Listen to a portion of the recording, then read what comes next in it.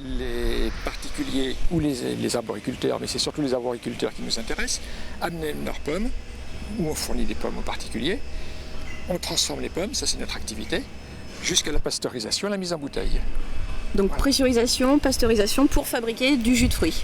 Entièrement naturel, c'est-à-dire sans aucun additif. Quel est le rapport dans cette activité à l'aide à l'emploi, qui est le cœur de l'association Espoir à l'origine? Alors l'activité principale, c'est pour les arboriculteurs de faire le jus par des demandeurs d'emploi qu'on va employer à travers une association intermédiaire qui s'appelle Espoir Service, qui est de notre groupement, et qui va faire le travail. Donc c'est l'activité jus de fruits qui est l'outil d'aide au retour au travail. Qui donne des heures, qui permet de faire un réentraînement à l'effort, de faire tous les passages d'une activité à une activité cadrée. Et c'est un outil de travail justement qui, on l'imagine, s'inscrit dans une démarche assez cohérente sur le territoire d'Angers. À la fois il y a le service aux arboriculteurs, des vergers assez nombreux, voilà, la démarche est assez cohérente, on imagine. Le point de départ, c'est effectivement les vergers qui nous entourent. Qui sont très nombreux dans la région. Nombreux et qui perdaient des pommes qui n'étaient pas récoltées parce que pas commercialisables.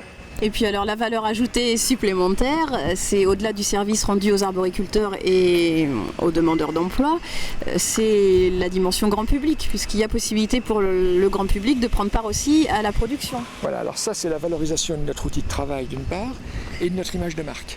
De venir effectivement pour les particuliers faire leur jus ici. Alors comment ça se passe quand on est un particulier? Alors c'est très simple, il suffit de prendre rendez-vous par téléphone et de venir à un minimum 4 personnes pour 300 kg minimum de pommes. 300 kg de pommes? Minimum. Donc ça fait 300 litres de jus, ça? Ah non, pas du tout, quand même pas. 160 à 180 litres en fonction du fait que les pommes soient plus ou moins juteuses. Donc vaut mieux être un groupe quand même un peu important. Et c'est ça qui est l'intérêt aussi, c'est de venir en groupe. C'est-à-dire que chaque groupe, effectivement, vient, j'allais dire, à cette fête qui est la production de jus, au sens où les gens se rassemblent, cassent la croûte éventuellement sur place. Les enfants participent à la production aussi, et ça, c'est un processus sur lequel on est très attaché, parce que c'est rare que les enfants aient la possibilité de voir un processus complet de fabrication d'un produit.